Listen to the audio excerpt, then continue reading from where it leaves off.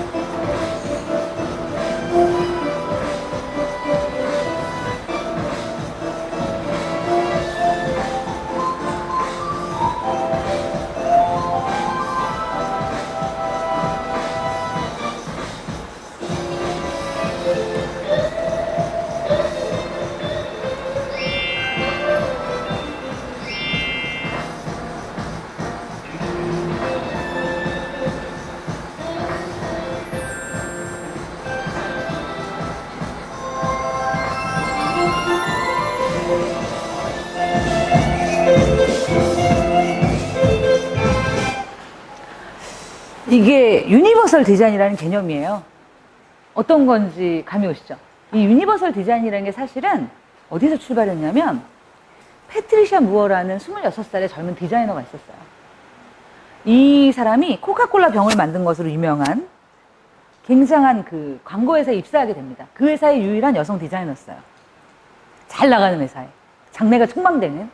가서 이제 회의를 하는데 냉장고에 대한 회의를 하는 거예요. 패트리샤 뭐가 손을 들고 얘기했어요. 저 근데요, 팀장님, 우리가 관절염 환자들을 좀 쉽게 할 수 있는 냉장고를 만들면 안 될까요? 라고 얘기를 했어요. 팀장님이 뭐라 그랬을까요? 야, 장난해? 보통 팀장님들은 꼭 그러시더라고요. 장난해? 미친 거 아니야? 막 이런 거 있잖아요. 장난해? 우리는 그 사람들, 왜 우리가 그런 디자인을 만들어야 돼? 그건 나에게 고려 요소가 아니야, 디자인이. 디자인이라는 건 다른 영역이죠. 아름답고, 뭔가, 그죠? 다른 가치를 담고 있어야지. 근데 패트리샤 무어가 그 얘기를 듣고 나서 놀라운 실험을 감행해요. 뭐냐면, 일단 몸을요, 할머니의 몸으로 바꿔요. 여기다가 강철, 부목을 댑니다.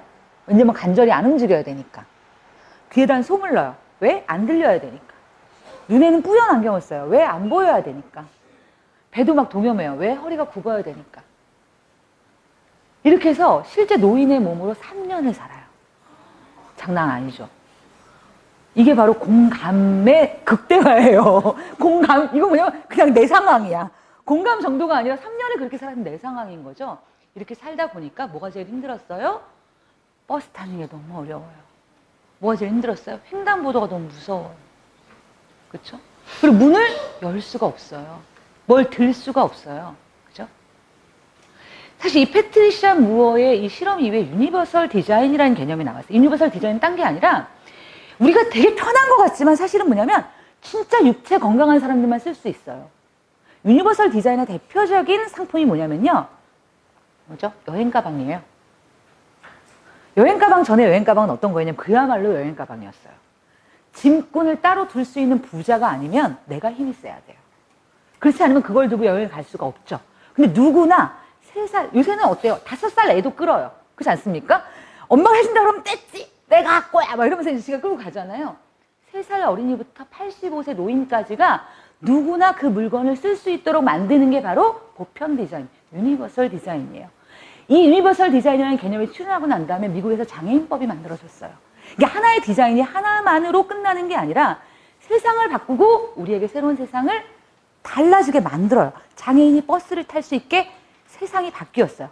그리고 그녀가 만든 놀라운 게 뭐냐면 주방에 2개가 있어요. 하나가 감자칼이에요. 오, 우리 감탄을 막. 그것이 없었을 때 우리는 저 어렸을 때 어떻게 감자했어요? 숟가락으로 긁고 그 다음에 뭐죠? 파냈어요. 그 감자 싹 있는 데를 나 이렇게 아시죠? 그거 하다가 막 이렇게 미끄덩져가지고 그리고 이 퍼런 게 아시죠? 이 감자를 까본 사람만이 알 수 있는. 근데 그녀는 자기가 그걸 했기 때문에 그걸 할 수 있는 거예요. 또 하나 만든 게 뭐냐면요.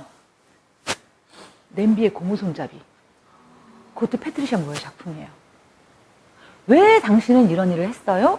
라고 물어봤을 때 패트리샤 무어가 뭐라고 얘기했냐면 저희 할머니가 되게 요리를 좋아하셨어요. 근데 관절염에 걸려서 냉장고 문을 열 수가 없는 거예요. 너무 힘들어서. 요새 냉장고도 그래서 어떻게 이렇게 열리잖아요. 아시죠? 이렇게 열려요, 냉장고가. 애들도 다 열 수 있는데 옛날에 냉장고 문이 그렇지 않았어요. 실제로. 그래서 우리 할머니가 요리하는 즐거움을 잃어버리셨어요. 거기로부터 출발한 유니버설 디자인이 회사를 살리고 여러분들의 삶을 풍요롭게, 그죠? 훨씬 편리하게 만들고 그 다음에 세상의 약자들을 세상 바깥으로 나오게 했어요. 그래서 이 앞에 나와 있는 무슨 능력이 잠깐만요. 서비스 지향성이라는 건 이런 말만 써놓으면 못 알아들어요. 우리가 이게 뭔지. 그죠? 서비스를 잘해야 되나 봐. 이런 뭐 그냥 좋은 얘기겠지. 이 얘기가 아니라 그런 나의 꿈이 이제는 세상을 바꾸는 혁신가가 되는 거죠. 아까 필요한 능력이 혁신이라고 말씀하시는 분이 계셨어요. 그게 혁신가다. 패트리샤 무어가 혁신가예요. 이런 아이디어들. 아까 이노센티브 사를 만든 사람도 저는 혁신가라고 생각해요. 이게 비즈니스 모델이 돼? 세상을 살리면서 나도 돈을 벌어. 사람들에게 즐거움을 줘. 놀이터를 줘. 이게 바로 혁신가의 모습이라고 할 수가 있겠죠. 그 협상 능력. 여기서 중요한 건 이겁니다. 옛날에는 이기는 능력이 중요했어요. 이게 마치 뭐였냐면 갬블러의 게임판 같은 거죠. 포커페이스 막 이런 거 있잖아요. 협상한다 그러면 포커페이스를 유지하고 이런 능력이 아니라 사실은 뭐냐면 생각이나 이익의 차이를 보이는 상대방과도 협상을 통해서 차이를 줄여나가는 능력. 품격 있는 토론을 보면 이걸 느끼실 수 있을 거예요. 이런 능력이 지금은 필요하다는 거예요. 왜냐하면 옛날엔 갑과 을이 되게 명확했어요. 회사가 갑, 인재가 을. 요새는 그렇지 않다 그랬죠. 누가 갑과 을이 될지 몰라요. 순간적으로 바뀔 수도 있고. 그럼 이제는 뭐냐면 그야말로 수평적 입장에 서서 서로의 차이를 줄이며 협상하는 능력, 후려치는 능력이 아니라 이게 필요한 세상이 오고 있고요. 그 다음에 이게 새로 등장했습니다. 바로 인지적 유연력입니다. 여러 가지 일을 다양한 방법으로 재배열하고 재구성하기 위해 다양한 종류의 규칙이나 원리를 적용할 수 있는 것인데요. 어렵죠. 이 어려운 거는 제가 4강에서 이게 구체적으로 어떻게 일어나는지 말씀드릴 거예요. 그래서 저의 강의의 목표는요. 이렇게 말씀드린 능력이 실제 현실에서 무엇을 말하는가를 끊임없이 그 다음 시간에도 예를 통해서 말씀드리는 거예요. 그래서 여러분들이 이게 도대체 뭘 말하는구나를 알 수 있게 하는 게 목표입니다. 이번 강의도 그렇게 구성이 되어 있고요.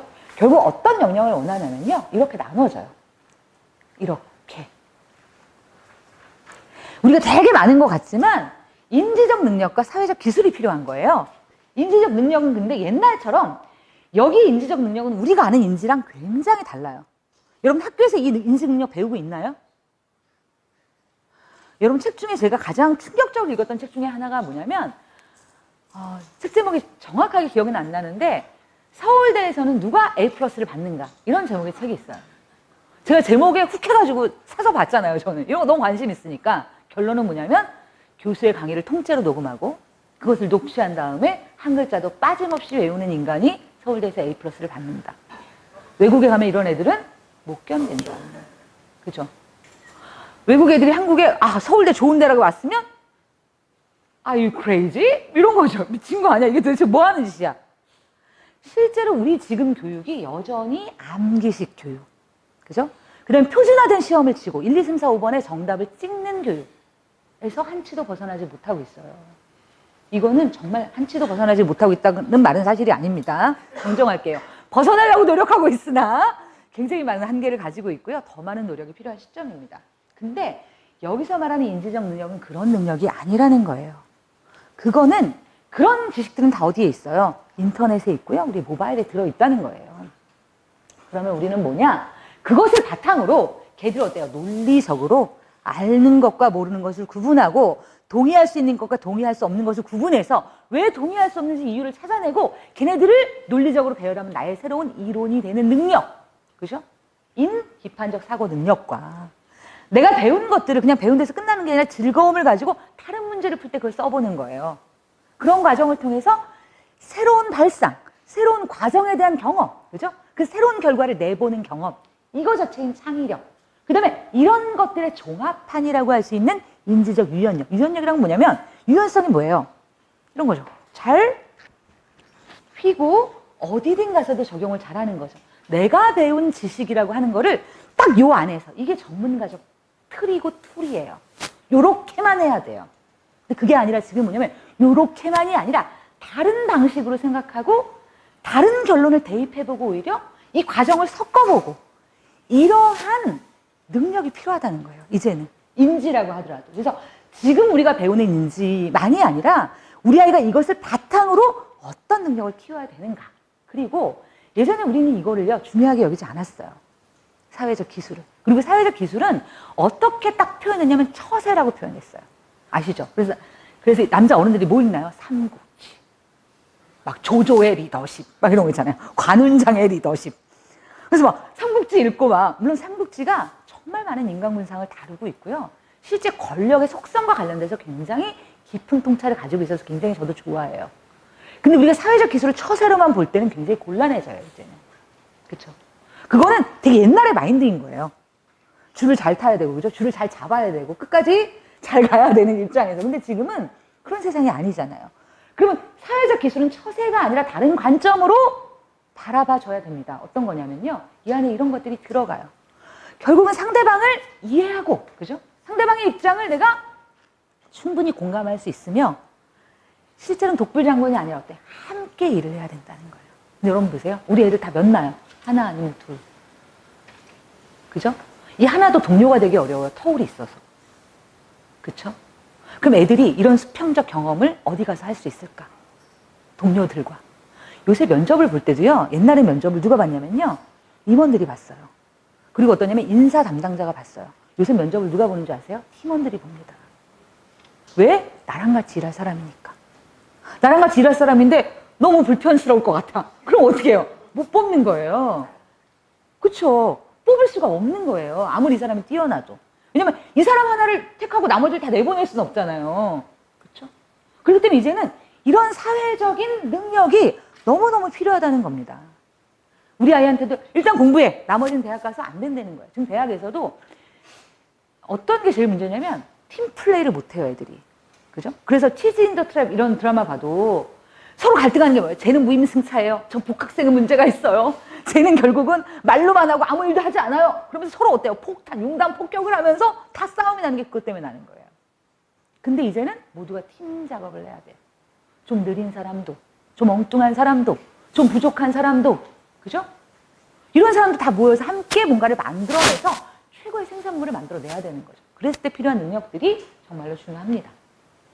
이걸 구체적으로 학교 현장에서 그리고 실제 나의 가정에서 어떻게 키울 수 있을지는 다음 시간에 말씀을 드리도록 하겠습니다. 우리나라에서 지금 교육과정 개정 때마다 항상 이런 목표치들이 나와요.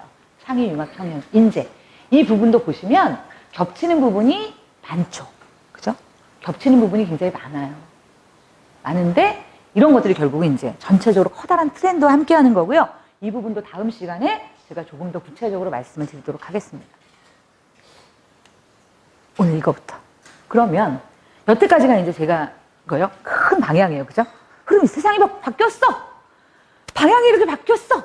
그럼 이제 구체적으로 적용되면 점점 좁아져야 우리가 그죠? 뭘 이해할 수가 있잖아요. 그럼 구글의 인재상을 구글의 CEO가 누군지 아세요? 레리 페이지가 아닙니다. 그 사람은 창립자예요. 구글 레리 페이지 아시죠? 레리 페이지는 어렸을 때 누구를 보고 꿈을 키웠을까요? 혹시 아시나요? 여러분들이 후 시리즈를 읽으셨다면 이 얘기를 다 아실 텐데 애들은 다 아는데 막 이러면서 미국 과학자의 70%가 넘는 사람들이 이 한 사람을 보고 꿈을 키워요. 과학도의 꿈을. 레리 페이지도 마찬가지입니다. 누구냐면 바로 누굴까요? 이 아닙니다. 에디슨과 양대 산맥을 이루었던 실제로 평가는 에디슨이 돈은 에디슨이 더 많이 벌었지만 실제 존경은 이 사람의 몫이었어요. 누구냐면 니콜라 테슬라라고 하는 사람입니다. 테슬라 그렇죠? 그래서 이 테슬라 자동차가 괜히 이름을 딴 게 아니에요. 존경과 사랑과 헌신을 담아서 테슬라 자동차가 된 거죠. 테슬라는 뭐로 유명하냐면요. 전기가 이제 직류 방식의 전기가 있고요. 직류가 아니라 뭐였죠? 교류. 그죠? 이 방식 중에서 에디슨과 다른 주장을 했어요. 근데 이 테슬라의 전기 방식이 결국은 지금의 전력 발전의 방식인데 이거를 자기가 예를 들어서 지적재산권을 주장하지 않고 오픈소스로 기여했습니다. 이 사람의 이런 정신이 많은 사람들을 과학의 열정으로 순수한 열정으로 이끌었어요. 근데 레리 페이지가 결심했죠. 그래 나도 니콜라 테슬라 같은 사람이 되겠어. 그런데 니콜라 테슬라는 인간적으로 너무 가난했잖아. 너무 힘들었잖아. 난 돈도 벌겠어. 그렇지만 테슬라는 훌륭한 사람이니까 구글의 사원은 우리가 알고 있는 게 있어요. Don't be evil. 악해지지 말자. 내가 회사는 우리가 이렇게 생각, 악해지더라도 우리는 수익을 내야 돼. 이렇게 생각하지만 구글의 사원은 그게 아니에요. 그러니까 이런 사원 뒤에는 이 사람의 그런 성장 배경과 영향을 미친 요소들이 다 있는 거예요. 근데 이게 이제 레리 페이지가 회사를 만들었단 말이죠. 근데 자기는 우리는 회사를 만들어서 망하는 경우들이 있어요. 놀라운 혁신으로 회사를 망했다가 제가 놀라운 혁신으로 하나 치는 게 한경이에요. 한경이 스팀 청소기에 나왔을 때 저 광고 냈어요. 세상에 어떻게 이렇게 아름다운 물건이 있을 수가 있어? 삼겹살 다 지워져 막 이런 거예요. 바닥에 삼겹살은 안 지워지는 거 아시잖아요. 얘가 물걸레로 닦으면 닦을수록 얘가 더 번져요. 막 이 기름이. 근데 한경이 스팀 청소기로 얘를 밀었더니 그 삼겹살 자국이 다 끼는 거예요. 저는 기쁨의 눈물을 흘렸답니다. 근데 한경이가 지금 이렇게 좀 꼬꾸라졌죠. 다시 재기하려고 하는데. 왜냐면 실제 이제 기업을 만들 때 혁신적 아이디어와 기업의 경영은 좀 다른 것 같아요. 그 몫이. 레리 페이지는 딱 정확할 때 손을 뗐어요. 에릭 슈미츠라고 하는 사람을 면접을 봐서 이 사람을 CEO로 세웠습니다. 그래서 이제 에릭 슈미츠가 쓴 책이 구글은 어떻게 일하는가라는 책이에요. 그 책에서 구글은 이런 사람을 뽑습니다. 인재상을 4개로 딱 요약합니다. 이게 다 검증된 자료예요, 나름. 보면 뭐라고 얘기하냐면 첫 번째 리더십이다. 이것도 추상적이잖아요. 이렇게 말을 해요. 구체적으로. 리더십에는 우리는 두 종류의 사람으로 사람을 가른다. 하나는 나이트고 하나는 네이브다. 나이트는 정직하고 묵묵하게 자기를 하는 사람이다. 근데 네이브라는 사람들은 어떤 사람이냐면 오만하고 질투심이 많고 심지어 남의 공을 가로채려고 하는 회사에 가면 이런 분들 있으세요. 드라마에도 많이 나오죠. 이 신입 직원의 아이디어를 막 훔쳐가지고 막 이런 얘기 되게 많이 나오잖아요. 그죠? 그래서 우리는 우리의 입사 시스템의 목적은 이들을 걸러내는 것이다라고 표현해요. 심지어. 이런 사람들을 걸러내는 것. 우리가 생각하는 리더십과 좀 다르죠? 두 번째는 성장 지향성이다. 여기서 뭐라고 얘기냐면 직무 능력은 기본이다. 구글에 들어오려면 자기를 좋아해야 돼. 자기를 잘해야 돼. 근데 자기를 잘하는 사람 되게 많아요. 아시죠? 되게 많아요. 근데 자기를 잘하는 거 말고 더 어떤 능력이 필요하냐면 새로운 문제를 부딪혔을 때의 태도다. 새로운 문제를 부딪히면요. 두 가지 종류가 있어요. 저는 그거를 이렇게 표현해요. 여러분 있잖아요. 맥박이 빨라져요. 심장이 두근두근 거려요. 손에 막 땀이 나요. 이런 증상 아시죠? 이럴 때 우리의 감정을 어떻게 표현할 수 있을까요? 어떨 때 여러분 이러세요? 심장이 두근거리고 막 이렇게 침도 마르고 막 손에 땀도 나고 긴장될 때, 두려울 때. 또 다른 말씀하신 분 있으세요? 설렐 때. 사실 이게 되게 놀라운 거예요. 인간은요. 이 두 가지 증상이 정말 똑같은데 정반대의 상황에 똑같이 느껴요. 두려울 때도 손에 땀이 나지만 설레서 죽을 것 같아. 애들이 어때요? 잠을 못 자요. 그래서 잠을 푹 자고 내일 컨디션이 좋아야 되는데 잠이 안 오는 거예요. 너무 설레서, 너무 좋아서. 근데 우리가 새로운 문제를 맞닥뜨렸을 때 앞으로의 문제는 제가 뭐랬어요? 복합 문제 해결 능력이라고 그랬죠. 지금 뭐냐면 정답이 없어요. 명확하지 않고 불명확한 문제. 정답이 없는 문제를 우리가 만나야 되기 때문에 이런 문제를 만났을 때 예를 들어서 두려워서 땀을 흘리는 사람이 필요할까요? 설레서 땀을 흘리는 사람이 필요할까요? 설레서 땀을 흘리는 사람이 필요한 겁니다. 이게 바로 성장 지향성인 거죠. 지금 능력에서 더 나아가려면 뭐냐면 그때 설레는 사람이어야 된다는 겁니다. 세 번째가 인지 능력이에요. 이거 되게 유명해요. 구글 테스트 혹시 풀어보신 분 있으세요? 구글에 들어가려면 입사시험 때 그 면접 때 문제들이 나오는데 예를 들어서 이런 거예요. 어떤 문제냐면 제가 쭉 몇 개 읊어드릴게요. 왜 맨홀의 뚜껑은 둥근가? 뭐 이거는 괜찮습니다. 전 세계 이발사의 숫자를 구하라. 샌프란시스코의 사람들을 한꺼번에 대피시켜야 된다면 여러분은 비용을 얼마를 청구하겠는가? 이런 식의 문제가 나옵니다. 이 정답이 있을까요? 정답이 없어요. 근데 이게 인지 능력에 대한 문제입니다. 그럼 여기서 말한 인지는 뭐예요? 정답이 아니라는 거죠. 일단 저 같으면 이렇게 하겠어요. 전 세계 이발사의 숫자를 구하려면은 일단 이발은 누가 하죠? 남자가 해요. 그죠? 남자가 얼마지? 그리고 애들은 이발소에 안 가는 것 같아요. 그죠? 몇 세부터 몇 세까지 남자를 특정할 거예요. 그죠? 그죠? 그 다음에 이제 요새 트렌드가 미장원에 가서 자른 남자도 많잖아요. 이걸 제낄 거예요. 전 세계 인구에다. 지금 뭐냐면 자기가 아는 지식, 주어진 상황을 바탕으로 이게 바로 뭐라 했죠? 창의성의 전제라고 그랬죠. 그죠? 이것을 바탕으로 출발을 해서 그 안에서 자신의 논리적인 능력을 펼쳐나가는 게 인지 능력이라는 거예요. 그게 아니면 이제는 데이터가 맨날 바뀌는 세상인데 그 데이터를 외우는 게 뭐가 중요해요? 인구가 지금 50억 명일까요? 60억 명일까요? 몰라요. 매일 1초, 내가 말했던 지식이 1초 후엔 달라져. 그렇지 않습니까?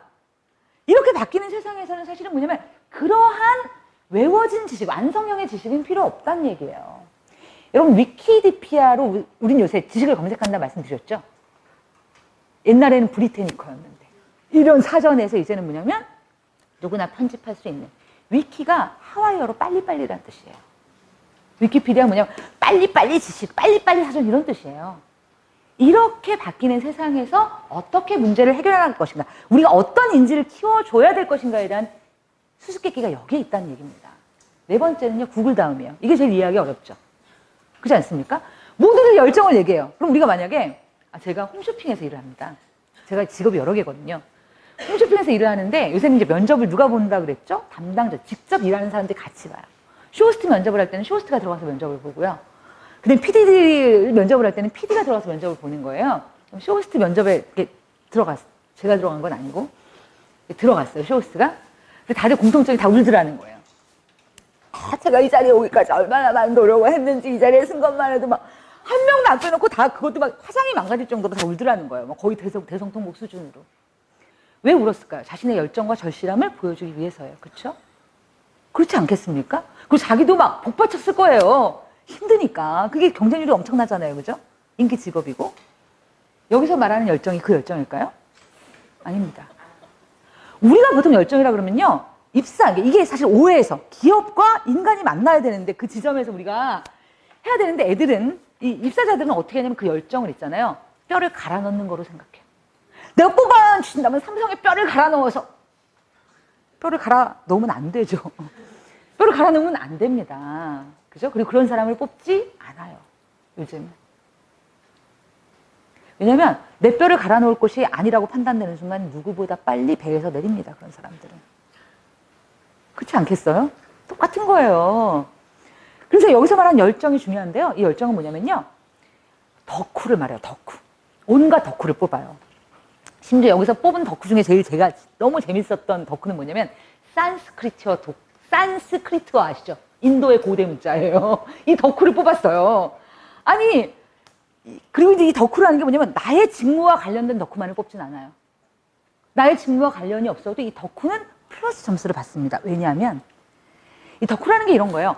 내가 좋아하는 어떤 일에 대해서 밤을 새서 네가 더 이상 하지 마! 죽일 것 같아! 라고 말할 때까지 난 말할 수 있다.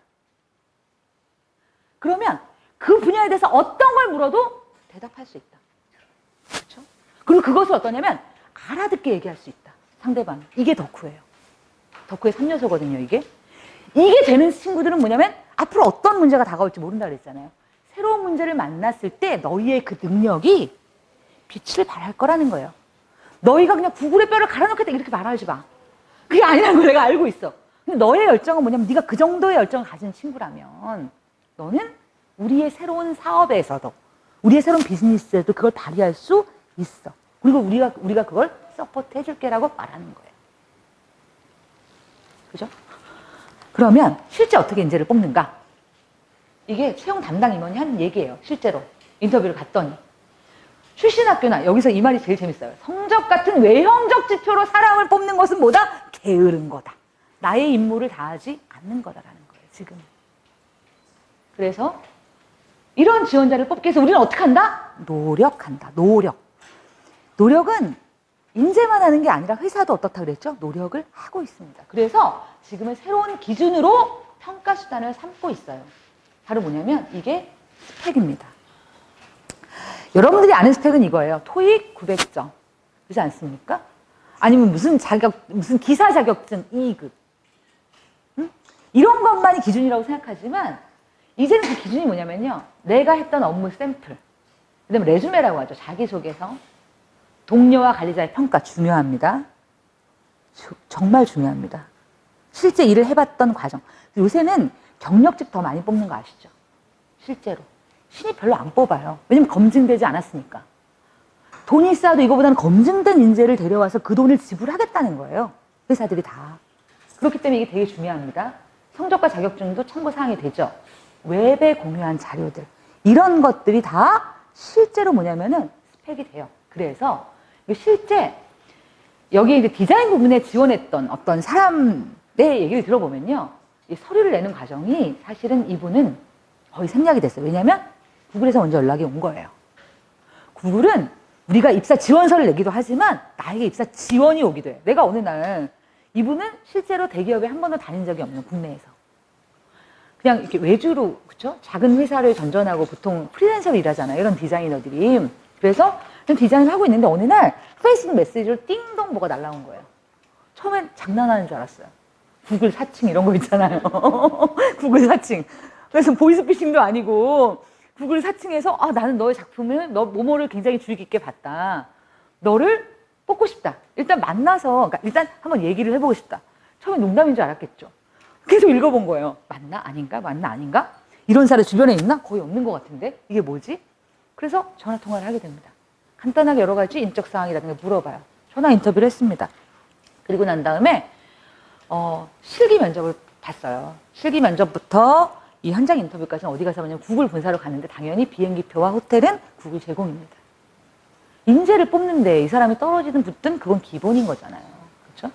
그래서 미국 여행을 졸지에 미국 여행을 하게 돼요. 가서 이 사람이 이제 실기였기 때문에 몇 가지 과제를 주고 그 안에서 선택을 해서 과제를 내게 됩니다. 그리고 난 다음에 현장 인터뷰라고 구글에 채용됩니다. 그러니까 실제로 우리나라에서도 구글에 다니는 사람 많죠. 구글 코리아만 있는 게 아니라 이분은 구글 재팬에 근무하고 있어요. 그러니까 실제로 지금은 뭐냐면 채용 시장이라는 게 우리가 딱 보는 거는 가장 안정적이고 좁은 채용 시장만 보고 있어요. 어떤 거냐면 제일 크게 공무원 시험. 그죠? 공무원 시험은 필기보고 옛날에는 없었던 뭐 행정법 이런 것만 그저 추가가 됐을 뿐 옛날에 어떤 시험 모델을 가지고 있죠. 물론 여기에도 좀 새로운 시도들이 많이 결합되고 있지만 이런 것보다 이런 것들은 어때요? 나중에 사라질 위험성이 더 높은 직군입니다. 그래서 아이들이 무엇을 어떻게 준비해야 되는지 우리가 준비되고 이것들을 웹에 공유하는 경우에는 어떠냐면 실제 찾아오죠. 저번 시간에 제가 그 할머니 말씀드렸잖아요. 박막내 할머니. 그죠? 내가 재미로 올렸는데 이게 막 대박이 터져가지고 막 구글 CEO가 찾아오고 난리가 났잖아요. 그죠? 이 유튜브 CEO가 찾아오고 그 실제로 이런 자료들이 지금 뭐냐면 이력서를 대체한다는 거예요. 옛날에는 딱 우리에게 제일 중요한 서류가 뭐였어요? 대학 졸업장. 졸업장 하나 있으면 이 졸업장의 무게가 얼마나 무거웠냐면 예를 들어서 이런 거죠. 서울대 무슨 과 학점 F랑 그죠? 지방대학의 무슨 과 4.3이랑 사람들이 이걸 무게를 쟀다는 거예요. 그죠? 어떤 게 더 무게가 있을까를 사회적 기준이 그것도 합의돼서 존재했다는 겁니다. 실제로. 그리고 전공을 볼 때도 네가 경제학과, 사회학과 커트라인을 다 있었어요. 제가 학력고사 세대거든요. 그때는 학력고사가 딱 이런 거예요. 340점 만점에 체력장 20점 빼고 서울대 법대는 몇 점, 경영학과 몇 점, 농생물학과 몇 점. 그래서 심지어 전공도 어땠냐면 야 학력고사 본 지가 언젠데 그 사이에 군대도 갔다 오고 연애도 하고 사람이랑 10번은 깨지고 그에서도 네 과를 뭐냐면 그 점수로. 그래서 다 표준화시켜서 그걸로 사람을 뽑았던 시대가 있었다는 겁니다. 근데 지금은 어떨까요? 없다고는 말을 못해요. 아직 우리나라 현실에서. 그렇지만 그 무게가 옛날에 비해서는 굉장히 가벼워졌죠. 블라인드 면접, 새로운 시도들 그리고 뽑아보니 어때요? 쓸모가 없기도 하더라는 거예요. 현실적으로 뛰어난 분도 있지만. 그래서 그러면 졸업장이라는 게 일괄척도가 아니라는 거예요. 옛날엔 그게 일괄척도니까 그잖아요? 서울대 무슨 과부터 이렇게 딱 줄을 세웠는데 지금은 서울대 나온 애 중에도 괜찮은 애도 있고 아닌 애도 있어. 예를 들어서 뭐냐면 옛날에는 높게 평가되지 못한 무게가 가볍다고 평가되었던 것 중에서도 높은 애들이 있어. 그러면 이제는 뭐냐면은 그러면 이 높은 것들만을 뽑았을 수 있는 새로운 척도가 무엇일까를 고민하게 되겠죠. 그게 입사 시스템인 거예요. 그래서 구글도 저런 입사 시스템을 가지고 있고 새로운 시스템들을 도입하고 있는 겁니다. 볼까요? 한국은 인재를 어떻게 뽑을까? 실제로 제가 쫙 조사해봤어요. 논문도 한 3편 읽었습니다. 80년대 일괄공채. 필기 봤죠? 전공, 학교, 필기, 성적. 옛날에는요, 현대 그룹 시험 보면 난리가 났었어요. 몇만 명을 한꺼번에 뽑았거든요. 그런, 지금은 어메이징한 일이지만 그런 일이 있었습니다. 면접에서도 뭘 강조해야 되냐? 책임감, 성실성, 자신감. 뼈를 갈아 넣는 거예요. 이때는 뼈를 갈아 넣으면 취직이 됐어요. 그렇죠? 그 다음에 이때는 뭐예요? 관리자형, 보통 사람을 뽑는 거예요. 왜냐면 튀면 안 돼. 너는 우리 말을 들어야 돼. 언제든지 네가 그만둬도 그 자리를 똑같은 사람이 채워도 티가 안 나도록. 이게 바로 관료제죠. 관료제를 학교에서 배우는데 이게 바로 관료제입니다. 80년대가 바로 이런 시스템이었어요. 90년대 되면서 세상이 좀 바뀝니다. 그때 우리나라에 어떤 구호가 들어오기 시작하냐면 세계화, 글로벌 기억나시죠? 그러면서 인턴 사원제, 채용 박람회 됐고요. 필기 폐지. 그 다음에 서류를 보기 시작했어요. 그 다음에 면접의 PT 면접이라든가 다양화가 됐고요. 이때 사실은 사항이 명확하진 않았다고 봐요. 제가. 구호만 난무하던 시대였습니다. 근데 IMF 때 변화가 와요. 취업 환경 자체가 변해서 대학은 사람들 덜 뽑기 시작하고요. 그 다음에 노동시장이 변합니다. 우리 문화가 바뀌어서 우리는 우리의 진로를 뭔가 그죠? 디자인하려고 해요. 이 사이의 구조화가 뭐냐면 지금의 굉장한 취업시장의 불균형들을 만들어낸 겁니다. 그리고 2000년대요. 계열사별 공채. 그죠? 그 다음에 직무능력 검사가 보편화됐고요. 이런 것들이 만들어졌어요. 여기 나오죠. 이제는 뭐냐면 이걸 바탕으로 해서 그죠? 이런 걸 바탕으로 해서 혁신적 사고를 하는 그래서 뭔가 새로운 먹거리를 만들어낼 수 있는 사람들이 회사에서 필요로 하게 되고요. 지금은 사실은 뭐냐면 새로운 채용 방식. 2000년대에서 크게 다르진 않고 여기에다가 이런 것들이 플러스 되고 있어요. 여러분 요새 회사 면접 볼 때요. 일주일간 면접 보는 회사 많습니다. 아시죠? 한번 들어가면요. 애들이 무슨 일주일 동안 가둬놓고 뭘 하는지 못 나오게 해요. 근데 걔들 다 뽑는 것도 아니에요. 근데 왜 일주일 면접을 하겠습니까? 잘 뽑아야 돼. 왜냐면 정규직으로 뽑으면 중간에 해고도 안 되잖아요. 어렵잖아요. 그러면 한 번 뽑을 때 진짜 잘 뽑아야 되는 거예요. 기업 입장에서. 월급도 줘야 되고 복지도 혜택도 줘야 되고 대기업이면 우리가 이 정도는 해줘야 되는데 그럼 얘를 잘못 뽑아놓으면 그러니까 그 인재를 뽑기 위해서 일주일 동안 합숙합니다. 압박 면접해서 거짓말을 가려냅니다. 온갖 기법을 동원해서 PT를 하면서 엄청난 질문을 해야 돼요. 자기들도 답이 없는 문제를 막 내놓고 애들한테 사회초년병한테 막 문제를 내요. 슈퍼인턴이라는 프로그램 보셨어요? 한번 보세요. 저는 그걸 보는 게 여러분들이 자녀 교육할 때 되게 도움 되실 것 같아요. 왜냐하면 슈퍼인턴이 엠넷에서 하는 프로그램인데요. 박진영이 JYP에 인턴 사원을 뽑는 거예요. 근데 거기에 블라인드 서류를 봐요. 그래서 서류를 내는 거예요. 그러면 여기에는 학력, 성별, 나이 이런 거 하나도 기재되지 않아요. 그런 걸 표현하면 안 돼요. 그래서 서류에서 딱 요구한 거를 낸 사람 중에 사람을 추렸어요. 이 사람들은 실제 경쟁을 시켜서 한 명의 인턴을 뽑습니다. 탑3 안에는 고등학생이 들어갔어요. 여고생이. 딱 보니까 공부는 못할 것 같아요. 죄송하지만. 왜냐면 이렇게 아이돌을 쫓아다니는 덕후예요, 이 친구는. 그래서 모르는 게 없어요. 스트레이키즈가 어떻고 막 완전 난리가 났어요. 막 그 세계관이 어떻고. 이건 알지만 수학은 잘 못하는 걸로. 근데 이 친구가 탑3까지 들어갔단 말이에요. 그러니까 그걸 보시면 제가 오늘 했던 이 수상적인 언어가 현실에서 어떻게 구체적으로 적용되는지를 그리고 박진영의 언어가 아시겠지만 굉장히 정확한 언어를 구사합니다. 그 사람의 특징이 이렇게 허투루 새는 말들이 없어요. 개념적이고 정확한 언어를 구사하기 때문에 아, 이 능력을 무엇을 보는구나. 평가의 기준과 결과에 대한 굉장히 명쾌한 해답을 얻으실 수 있어요. 참고해 보시기를 부탁드립니다. 그래서 대학도 지금 대학이 아니라 이제 엄청난 노력을 하고 있습니다. 그런데요. 사실은 오늘의 질문. 대학을 가야 하는 걸까요? 어떻게 생각하세요? 왜냐면 이제는 대학의 졸업장의 무게가 아시죠? 옛날만큼 무겁지 않다고 그랬어요. 지금 교육으로는 거의 유명무실하다는 절망감. 그렇죠? 그런 부분이 우리 아이에게 분명히 있습니다. 그런 패배감. 대학을 감으로써 네. 인간 인생 전체를 망치는 단위 네. 8, 90%가 나오기 때문에 아. 유명무실하다. 90%의 통계에는 저는 동의할 수 없지만 현재 대학이 가지는 문제점에 대해서는 정말 많이 공감하고요. 제가 아까 서울대, 우리나라 1위 서울대가 어떤 애들이 A+를 받는가에 저는 울고 말았어요. 너무 진짜 화가 났어요. 솔직히 말하면. 근데 솔직히 우리는 이미 답을 알고 있어요. 대학 안 가도 돼요. 왜냐면 여기 있는 사람 보세요. 서태지 중학교 졸업인가요? 중학교 중퇴인가요? 그쵸? 손흥민 고등학교 중퇴입니다. 최연석 고졸. 여기서 대학생은 딱 얘 하나예요. 쥔. 저의 쥔. 물론 나의 비는 여기 있지만 진은 왜 대학을 다니냐? 얘가 캐스팅 됐을 때 이미 대학생이었던 거예요. 대학교 1학년 때 오리엔테이션 갔다 오다 캐스팅이 돼가지고 이미 대학에 건대. 그리고 이제 자기 분야가 이제 뭐죠? 연령과였기 때문에 여기 있는 거예요. 나머지 애들은 대학을 갔을까 안 갔을까? 안 갔어요. 근데 이 뒤에가 어딘지 아세요? 지금 뭐 하는 장면인지 아세요? 유엔에서 연설하는 거예요. 이 연설문 보셨어요? 감동. 진짜 감동. 저 완전 오글오글 하셨나요? 약간 저는 그것도 이해가 돼요. 약간 오글오글. 근데 23살 청년의 입에서 그것도 자기가 쓴 원고에서 나온 그 얘기가 저를 굉장히 부끄럽게 했어요. 저 개인적으로. 나 대학 나오고 저 공부 진짜 열심히 하거든요. 물론 제가 고등학교 때는 놀았어요. 그 얘기를 다음 시간에 해드릴 거예요.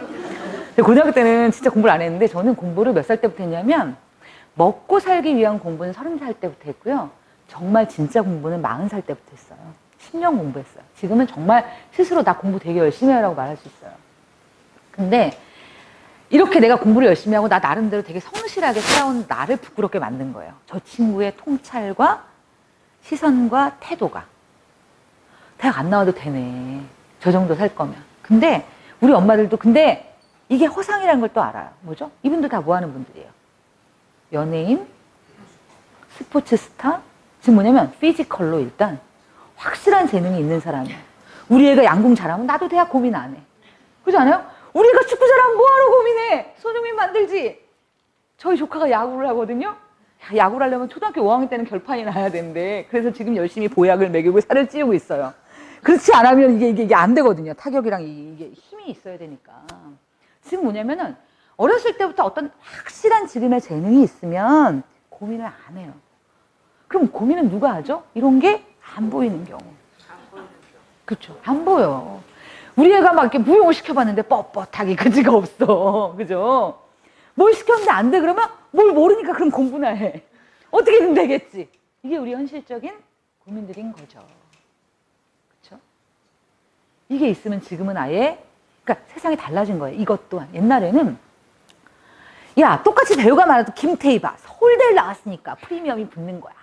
이렇게 얘기하지만 지금은 그렇게 생각하지 않는 사람 더 많아요. 김태희면 뭐해? 연기를 잘해야지.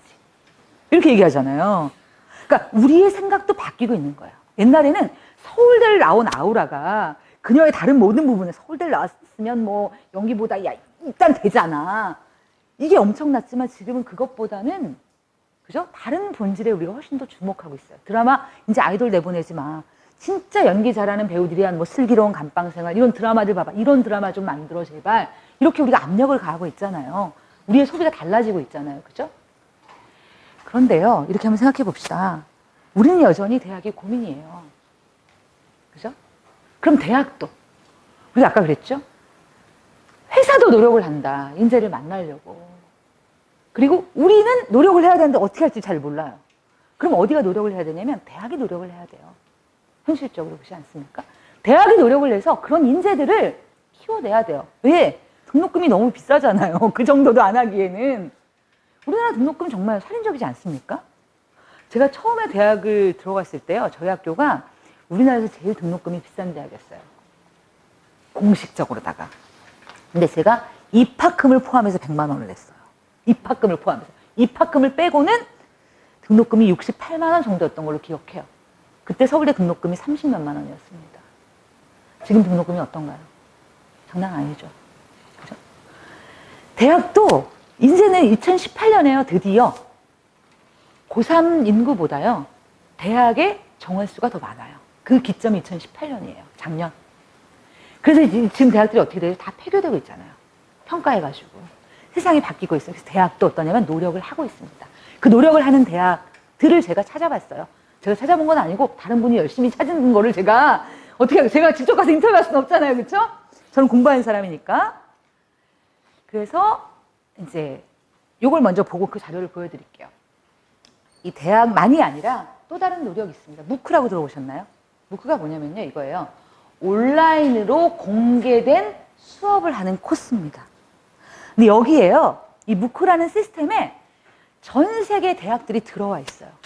어떤 대학이냐면 존스 홉킨스, 하버드, 스탠포드, 이런 옥스퍼드 이런 대학들이 다 들어와 있기 때문에 그리고 여기서 어떻게 하냐면요. 그 대학의 수준 높은 강의를 들을 수 있어요. 그것도 내 언어로 번역이 돼서. 그리고 심지어 들을 수만 있는 게 아니에요. 어떻게 하냐면 학점도 딸 수 있어요. 등록해서 나중에 내가 평가를 받을 수 있어요. 예를 들어서 사주과정이잖아요. 그럼 사주과정을 수강을 해요. 근데 뭐 어떻게 하냐면 중간에 학점을 받으면 뭐 해야 되죠? 레포트도 내야 되고 시험도 봐야 되잖아요. 온라인으로 두 개를 다 합니다. 실시간으로 가능해요. 그렇게 해서 이게 인정되면 학점이 되죠. 이 학점이 아까 어디에 적용이 될까요? 구글에 들어갈 때 이걸 낼 수가 있는 거예요, 지금은. 그럼 예를 들어서 내가 서울대에서 문화인류학 강의를 들었어요. 하고 모르잖아요, 그거는. 내가 이 무크 시스템에 들어가면 코세라라고 하는 시스템이 있는데 코세라의 하버드 대학의 어떤 교수의 강의를 들었어요. 그리고 거기서 내가 학점을 인정받았습니다. 어때요? 된다는 거예요, 이제는. 그래서 실제로 이런 게 많아요. 테드 아시죠? 테드라고 하는 다양한 분야의 무료 강좌들이 있고요. 이 테드에 출연한 칸이라고 하는 이 사람이에요. 이 사람은 굉장히 잘 나가는 미국의 애널리스트였어요. 옛날엔 그게 별이었죠. 그죠? 금융업계에서 제일 돈 잘 버는 사람, 분석하는 사람. 이 사람이 인도 사람인데 인도에 있는 조카가 수학을 너무 못해. 내가 인도 사람 원래 인도가 영을 만든 나라인 거 아시죠? 인도 수학에 대한 자부심 장난 아닙니다. 네가 수학을 못해? 내가 삼촌으로서는 용서가 안 돼. 온라인 과외를 시작합니다. 자기가 강좌를 찍어서 보내줘요. 이게 전 세계적으로 사람들이 이걸 공개했더니 막 몇백만의 사람들이 듣고 짱이야 짱이야 짱이야 우리 수학쌤 다 필요 없어 막 난리가 난 거예요. 그래서 칸 아카데미를 만들어요. 여기서 무료 강좌로 실제로 굉장히 다양한 분야의 지금 강좌들이 무료로 들을 수가 있습니다. 당연히 세계 언어로 다 번역이 됩니다. 그리고요, 이게 코세라라고 하는 거예요. 여긴 주로 대학들이 들어와 있어요. 여기 보시면 뭐죠? 존스 홉킨스고요. 이거는 미시간 대학이고요. 여기는 이제 스탠포드 대학이고요. 우리나라 카이스트에서도 제가 알기로는 3가지 강좌 정도가 지금 등록이 돼 있는 걸로 알고 있어요. 코스 인정되고요. 이렇게 뭐냐면은 사실은 우리가 대학 졸업장이 가벼워지는 일들이 많다는 거예요. 안 가도 성공한 사람 많아. 거기다가 내가 대학 안 가도 실제 우리 대학 교수님보다 더 강의도 잘해. 심지어. 그리고 이름값도 더 알아줘. 이런 것들이 많아졌다는 거예요. 그럼 내가 굳이 대학을 가야 할까? 이 시점에서. 그래서 대학들도 지금은 노력을 하고 있습니다. 제가 이제 10개 대학 중에 다를 꼽지는 못했고요. 이게 이 책 이름이에요. 제가 그래서 이분의 저작물을 훔치면 안 되니까 이분이 써놓은 내용들을 제가 정리를 한 건데 10개 대학 중에 몇 가지 대학의 사례를 가져와 봤어요. 이건 책 이름이니까 참고하셔도 좋습니다. 세계 최고의 10개 공대 대학을 탐사했어요. 이분이 직접 가서 인터뷰하고 학생들하고도 인터뷰하고 그 다음에 학교 시스템도 알아보고 교수님하고 인터뷰를 해서 도대체 지금 세계의 기술을 이끌어 나가는 곳에서는 어떻게 아이들을 키우고 있는가. 그죠? 이 현장을 보면 우리 아이에 대한 구체적인 힌트를, 그죠? 구할 수 있을 것 같아서요. 첫 번째, MIT 들어보셨죠? 여기는요, 뭘로 유명하냐면, 강의 빠르고 숙제 많기로 유명해요. 악명이 높아요. 근데 교수한테 물어봤어요. 왜 이렇게 하냐? 교수가 이렇게 말합니다. 저희가 커리큘럼을 짤 때 우리는 학생이 전체 강의의 30%만 소화하는 것을 목표로 강의를 합니다. 저 얘기 들을 때 소름 돋았어요. 왜냐하면 저는 선생이라 제일 먼저 아이들 생각이 납니다. 내 새끼들이. 내 새끼가 여기 가면 어떻게 될까? 상처받고 우울증에 걸리고 돌아오는 애들이 너무 많을 것 같은 거예요. 우리 아이들은 항상 칭찬받고 너 잘했어. 이 목표를 달성하는 것들에 훈련된 친구들인데 이 친구들이 여기 가서 내가 도저히 해결할 수 없는 많은 양의 과제를 쫓아가려고 애쓰다가 스스로 부셔져 버리면 어떡할까? 저는 이게 솔직히 굉장히 슬펐거든요, 되게. 근데 이걸 하는 이유가 있지 않겠습니까? 앞으로 세상은요, 이런 세상이에요. 그럴 때 내가 잘하는 거 여기에만 집착해서 그 칭찬과 인정을 통해서만 앞으로 나가는 인재는 어렵다는 거예요. 이때는 어떻게 되냐면 이런 것 속에서 내가 즐거움을 부여잡고 그걸 걸어가는 그런 태도가 필요한 거예요. 그런 멘탈이. 그래서 이 친구들은요, 그래서 뭐냐면 지식보다 이렇게 많은 지식을 가르치면서 지식보다 인성을 더 강조해요. 아이러니컬하게도. 이렇게 많이 가르치면서 애들을 개 절망시키면서. 그리고 칼텍이 있어요. 들어보셨죠? 칼텍이 저는 정말 좋았어요. 여기는 교과서가 없고요. 강의 출석 자유예요. 그 대신 과제를 내야 되는데 난이도가 장난이 아닙니다. 시험도 악명이 높아요. 여기는 오픈북 테스트에 인터넷 검색이 가능한데 딱 한 가지만 금지돼 있어요. 그게 뭔지 아세요? 옆 친구와의 토론이에요.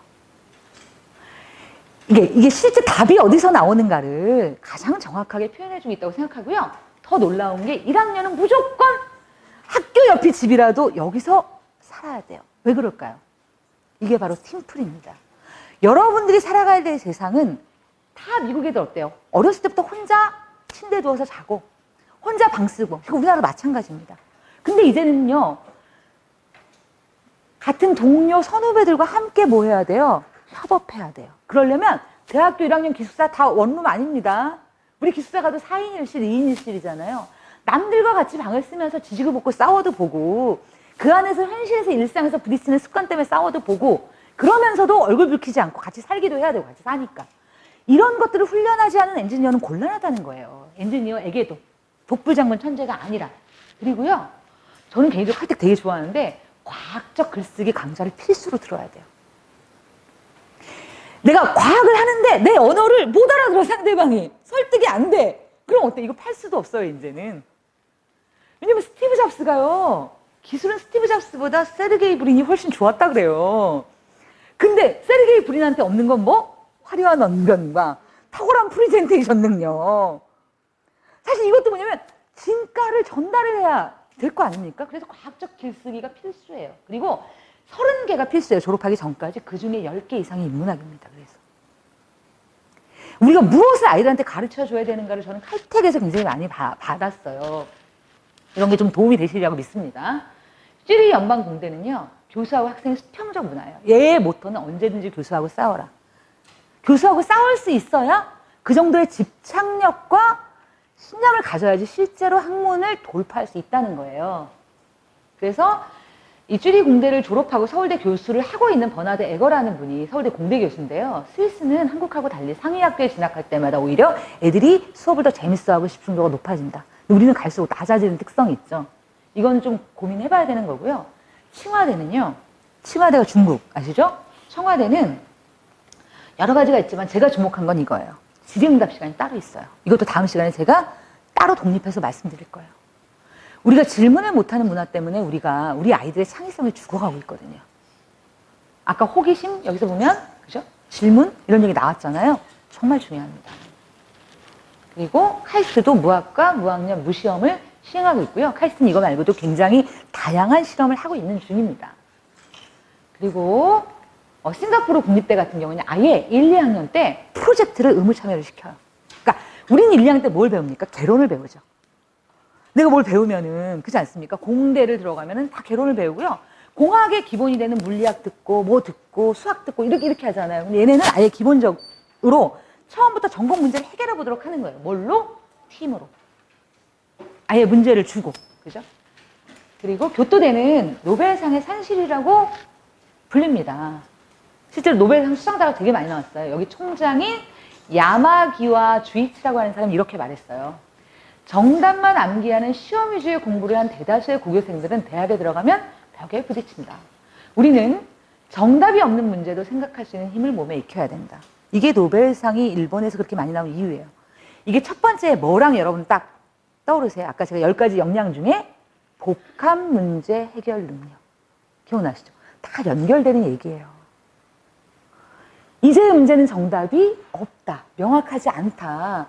그런 문제를 우리가 풀어내야 한다.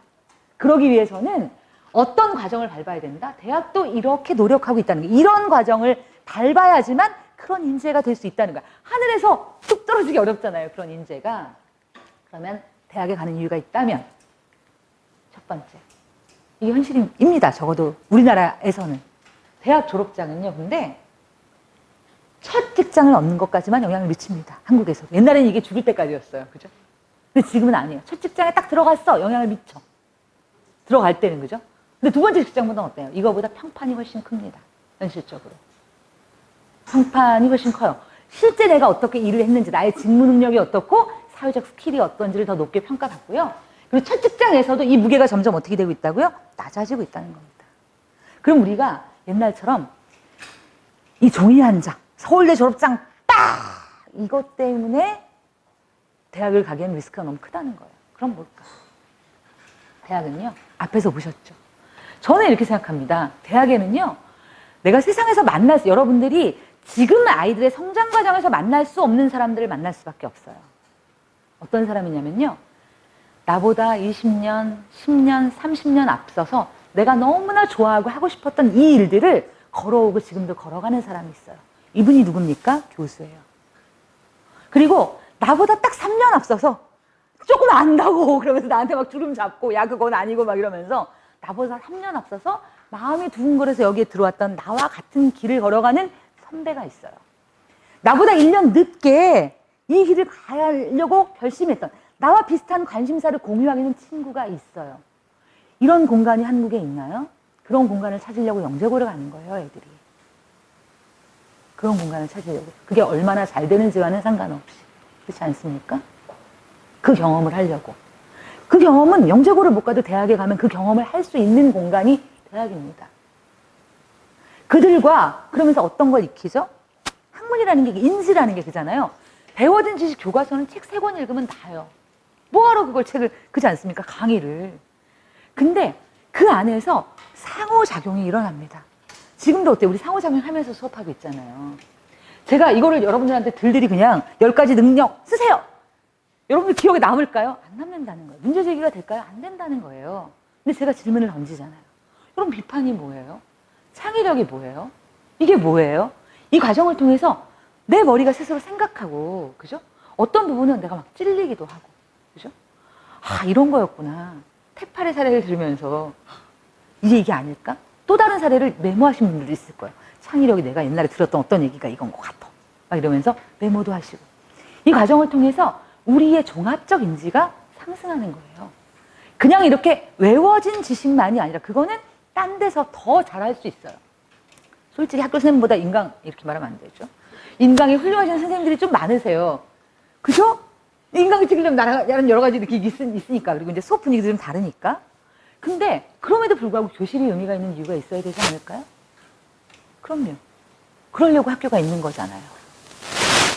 그래서 대학에서도 실제로 이런 일들이 일어나야 하기 위해서 뭐냐면 요즘에 모든 대학은 프로젝트 베이스예요. 특히 이과대나 공대. 그리고 문과 수업 이게 외국 사례만 이런 게 아니라 우리나라의 대학도 이런 것들을 굉장히 많이 채택하고 있어요. 그리고 실제로 캘리포니아에 있는, 제가 이런 데 약해요. 뭔지 아시죠? 명사 기억 상실증. 캘리포니아에 있는 서던보라고 하는 대학에서는요, 아예 학부 자체를요, 디자인, 공학, 철학, 이 세 개를 합해서 저기를 만들어요, 코스를. 이제는 이런 것들이 굉장히 다양하게, 그리고 보편적으로 우리 안에 들어와 있고요. 심지어 우리나라 실제 현재 초등학교, 중학교, 고등학교 학습 현장에도 들어와 있다는 거예요. 우리가 잘 모르고, 심지어 욕해요, 그리고. 거기다 대고. 아, 뭐야, 짜증나게, 귀찮게. 제가 다음 시간에 그 얘기를 구체적으로 해드릴 겁니다.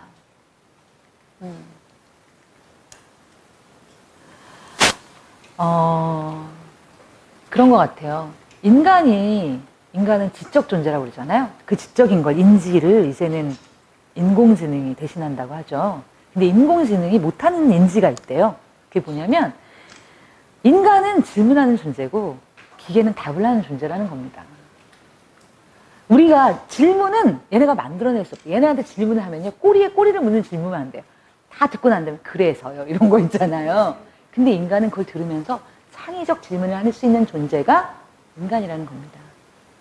그리고 결국 우리는 그 인간들의 욕구를 알아야 하고, 그 안에서 우리가 사업의 아이디어, 그 다음에 내가 그 사람을 기쁘게 해주는 진짜 오롯한 기쁨, 이런 걸 느끼며 살아갈 수밖에 없잖아요.